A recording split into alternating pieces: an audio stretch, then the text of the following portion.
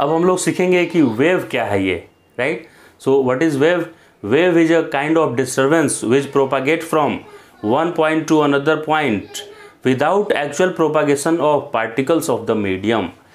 Example के तौर पे बात करें तो यहाँ पे बहुत सारे लोग एक खड़े हैं क्यू में, और अगर ये पीछे वाला पर्सन, इसका नेमिंग मैं कर दूँ 1 2 3 4 5, तो ये 5th नंबर जो पर्सन है वो 4th नंबर को धक्का मारा, उधर जा, तो ये इसको धक्का लग जाएगा, ये डिस्टर्ब होगा तो इसको डिस्टर्ब कर देगा, ये इसको कर देगा, तो ये ऐसे डिस्टर्ब हो जाएगा। तो ये 1 वाले 2 वाले को बोलेगा, 1 वाला जो पर्सन है कि अबे धक्का क्यों मारा, तो 2 बोलेगा मुझे तो 3 वाले ने ऐसे पीछे से डिस्टर्ब किया, 3 वाला बोलेगा 4, 4 वाला बोलेगा 5 को, तो ये 1 वाला जाएगा 5 से झगड़ा करने कि भाई तू मुझे धक्का क्यों मारा, तो 5 वाला बोलेगा कि मैं तो तेरे से इतने डिस्टेंस पे हूँ, मैं कैसे फोर्स लगा सकता हूँ तुम पे, मैं मैग्नेट थोड़ा ही हूँ, मैं तो इतने दूरी पे हूँ, मैं तुम्हें तो टच भी नहीं कर सकता हूँ, इतने लंबे हाथ मेरे है भी नहीं, तो मैं तुम्हें कैसे फोर्स लगा सकता हूँ तुम पर। बिल्कुल सही बात बोल रहा है ये। तो यहाँ लास्ट पर्सन से फर्स्ट पर्सन तक ये कैसे अपने डिस्टर्बेंस को भेजा, यहाँ से लेकर यहाँ तक कुछ तो आया है। जो 4 नंबर पर्सन है ना वो यहीं पे है, 4 नंबर है, बस थोड़ा सा ऐसे होके रुक गया है ऐसे। वैसे ही सारे जो स्टैंडिंग यहाँ पे थे जितने भी पर्सन, वो सब कोई भी चलकर ये 1 को धक्का देने नहीं आया। 5 यहाँ से चलकर यहाँ आया क्या? नहीं, ये यहीं का यहीं है। 4 यहीं का यहीं है, 3 यहीं का यहीं है, बस थोड़ा सा ऐसे ऐसे होकर ओसिलेट किया है बस। लेकिन पीछे से आगे तक क्या आ गया आखिर? 5 नंबर से लेकर 1 नंबर तक कुछ तो आया ना। तो वो क्या आया? वो एनर्जी आया। इसने कुछ एनर्जी इसको प्रोवाइड किया, वो एनर्जी इसको मिल गया, फिर इसने इसको दे दिया, और यहाँ से यहाँ तक एनर्जी चलकर आया। और एनर्जी का कोई मास नहीं है, अमाउंट नहीं है कि कितना केजी चल कर आया, ऐसा कुछ अमाउंट नहीं है। या डिस्टर्बेंस चल कर आया, या तो एनर्जी चल कर आया, या उसी को बोल सकते हैं कि इसने डिस्टर्बेंस किया, वो चल कर आया। तो जब भी ऐसा सिचुएशन होगा कि डिस्टर्बेंस कहीं पे क्रिएट हो रहा है और वो कहीं और चला जाए वो डिस्टर्बेंस, और मीडियम के पार्टिकल नहीं जाए वहाँ आगे, बस थोड़ा सा अपने पोजीशन पे डिस्टर्ब हों, ओसिलेट करें, तो ऐसे सिचुएशन में हम बोलेंगे एनर्जी के ट्रांसमिशन को हम बोलेंगे कि वेव ट्रांसमिट हो रहा है, वेव मूव कर रहा है, यानी डिस्टर्बेंस मूव कर रहा है। तो वेव क्या है? एक डिस्टर्बेंस है जो एक लोकेशन से दूसरे लोकेशन तक चला जाता है, और मीडियम के पार्टिकल नहीं जाते हैं, मीडियम के पार्टिकल अपने ही पोजीशन पे बस थोड़ा सा ओसिलेट करते हैं। ठीक है, समझ गया वेव क्या है। अब साउंड वेव मतलब वो एनर्जी जो हमारे ईयर को सेंसेशन प्रोवाइड करता है, सुनने की क्षमता प्रोवाइड करता है, उस एनर्जी का वेव मतलब ट्रांसमिशन होना है विदाउट पार्टिकल के ट्रांसमिशन के। यानी कि यहाँ से कोई साउंड इस बार प्रोड्यूस करेगा, जो डिस्टर्बेंस प्रोड्यूस करना है वो हवा में, ये सब मैन जो है वो समझिए कि एयर पार्टिकल्स हैं, और यहाँ पे आप बोलने वाले हैं, बोले हेलो, तो आप हेलो बोले तो एयर यहाँ का डिस्टर्ब हुआ, ये अपने आगे वाले को कर दिया और यहाँ तक सुनाई दे दिया साउंड। तो यहाँ से यहाँ तक साउंड ट्रेवल कर गया कि नहीं? तो साउंड कैसे ट्रेवल किया? क्या एयर पार्टिकल यहाँ से चलकर यहाँ तक आया? क्या नहीं आया। तो ये अगले को डिस्टर्ब किया, अगले को। तो ऐसा जब डिस्टर्बेंस आगे मूव करता है तो हम बोलते हैं कि वेव मूव कर रहा है। और चूंकि ऐसा वो डिस्टर्बेंस आ रहा है जो हमारे ईयर ड्रम को एक्टिवेट करने वाला है, इसीलिए इस डिस्टर्बेंस का नाम हो गया साउंड वेव, राइट। तो अब साउंड समझ गए कि सेंसेशन ऑफ हियरिंग जो प्रोवाइड करे वो एनर्जी, और वेव मतलब ट्रांसमिट वो कर रहा है कैसे? जैसे एनर्जी ट्रांसमिट होता है और मीडियम बस ओसिलेट करते हैं, उस तरह से ट्रांसमिट हो रहा है। तो अब साउंड वेव का मीनिंग समझ में आ गया। अब बात करते हैं कि जो मीडियम के पार्टिकल हैं सर, वो तो एसएचएम कर रहे हैं या ओसिलेट कर रहे हैं अपने पोजीशन पे, बस इधर इधर थोड़ा सा ऐसे ऐसे हो रहे हैं मीडियम के पार्टिकल। यानी कुछ ऐसा हो रहा है यहाँ पे, यहाँ वाले पार्टिकल की मैं बात करूँ तो अभी ये मेन पोजीशन पे है, मेन पोजीशन पे।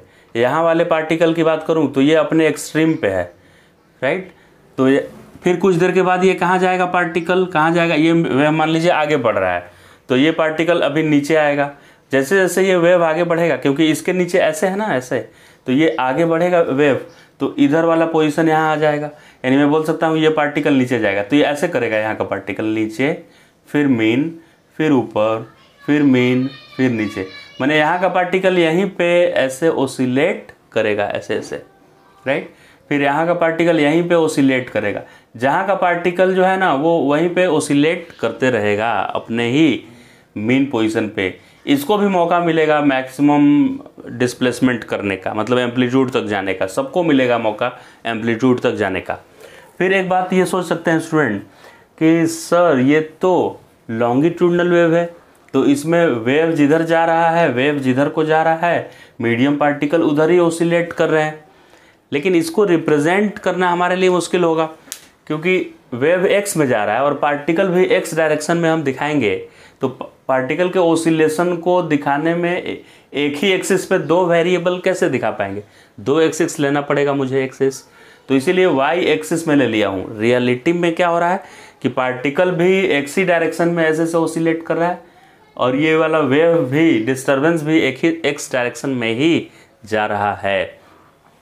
तो एक्स ही डायरेक्शन में लिखाएंगे तो ये फिगर ऐसे बनेगा ही नहीं, ये एक कंप्रेशन रेयरफैक्शन बनाना पड़ेगा। तो हम दो एक्सिस ले लिए हैं, लेकिन आपको समझना है कि इधर एस लिए हुए हैं माने डिस्प्लेसमेंट, और किधर को डिस्प्लेसमेंट है, आगे की तरफ ही डिस्प्लेसमेंट है ये, और ये वेव भी एक्स एक्सिस की तरफ चल रहा है। तो अगर मैं बोल रहा हूँ कि ये पार्टिकल अभी मेन पोजीशन पे है और ये पार्टिकल मेन पोजीशन से पॉजिटिव डिस्प्लेसमेंट किया है, इसका मतलब आपको ये समझना है कि सच्चाई ये होगी कि यहाँ का पार्टिकल यहीं रुका होगा और इस जगह का पार्टिकल जो होगा वो आगे की तरफ बढ़ गया होगा अपने पोजीशन से। ये एस का वैल्यू मान लीजिए कि 0.1 सेंटीमीटर है, तो ये अपने पोजीशन से जहाँ भी होगा वहाँ से 0.1 आगे बढ़ा होगा। ये पार्टिकल अभी यहाँ नहीं होगा, यहाँ रहता तो ये जो ग्राफ है ना वो भी यहाँ पे रहता। ये ग्राफ ऊपर है, ऊपर का मतलब बता रहा है कि ये पार्टिकल यहाँ नहीं है रेड वाला, ये जितना इसके कॉरेस्पॉन्डिंग एस आएगा उतना आगे बढ़ चुका है। क्लियर है ये बात? तो एक बात समझ गए सर कि ये डिस्प्लेसमेंट वर्सेस एक्स ग्राफ है, ये एक्स वेव कितना आगे निकल चुका है उसका ग्राफ है। इस ग्राफ में पोजीशन बता रहा है कि यहाँ का पार्टिकल मेन पोजीशन पे है, यहाँ का पार्टिकल बहुत ज़्यादा डिस्प्लेस हुआ है। अब आपको ये चेक करना है कि इस ग्राफ में किस रीजन में कंप्रेशन है, कहाँ पे रेयर फ्रैक्शन है, ये चेक करना है। तो यहाँ के बारे में देखते हैं, ध्यान से देखिएगा। यहाँ के बारे में क्या है कि इधर का पार्टिकल, इस पार्टिकल के बारे में सोचते हैं, इसका डिस्प्लेसमेंट क्या पॉजिटिव है। इसका मतलब कि पार्टिकल नंबर 1, अगर इसको मैं 1 बोलूँ तो ये 1 अभी यहाँ पे नहीं है, ये राइट में है। डिस्प्लेसमेंट पॉजिटिव मतलब राइट साइड में ये चला गया है ऐसे। और इसके जस्ट आगे, सी के जस्ट आगे का पार्टिकल को मैं अगर पार्टिकल नंबर 2 बोलूँ तो 2 नंबर पार्टिकल कहाँ है देखिए, तो अभी ग्राफ नीचे है। नीचे मतलब होता है कि निगेटिव एस है उसका, निगेटिव एस मतलब लेफ्ट में वो मूव कर गया है। तो ये 2 नंबर बोल रहा है कि मैं इधर आऊँगा, ये देखिए ध्यान से, 2 नंबर मतलब ग्रीन मान लेते हैं। ये 2 नंबर बोल रहा है कि मैं उधर आऊँगा और 1 बोल रहा है कि मैं आगे जाऊँगा, तो ये दोनों मिल जाएंगे यहाँ, तो यहाँ पे डेंसिटी बढ़ जाएगी, इसीलिए कंप्रेशन लिखा हुआ है। इस पॉइंट के बारे में देखिएगा, इस पॉइंट के इधर वाला पार्टिकल, इसको मान लेते हैं 2 है ये, तो इसका पॉजिटिव एस है।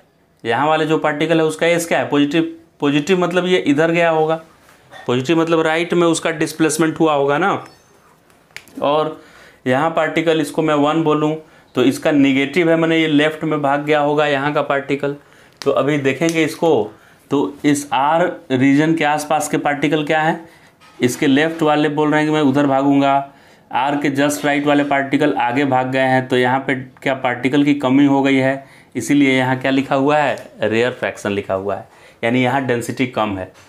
फिर यहाँ पे डेंसिटी कंप्रेशन माने ज़्यादा है, फिर यहाँ पे डेंसिटी ज़्यादा होगा। तो इस तरह से आप ओरिजिन पे गेस कीजिए कि क्या होगा, ओरिजिन पे कंप्रेशन बनेगा कि रेयर फ्रैक्शन बनेगा। ध्यान से देखिए, ओरिजिन के जस्ट आगे वाले पार्टिकल, जस्ट आगे वाले पार्टिकल का पॉजिटिव डिस्प्लेसमेंट है, यानी ओरिजिन के आगे वाले पार्टिकल पॉजिटिव में भाग गए हैं, और ओरिजिन के पीछे वाले पार्टिकल यानी लेफ्ट साइड वाले पार्टिकल का नेगेटिव डिस्प्लेसमेंट है, नीचे है, यानी इधर भाग गए हैं। तो बीच में पार्टिकल की कमी हो गई है, दोनों ऐसे भाग गए, तो बीच में डेंसिटी कम हो गई, तो यहाँ पे हो गया रेयर फ्रैक्शन, डेंसिटी कम हो गया, इसलिए रेयर फ्रैक्शन वहाँ पे बना होगा।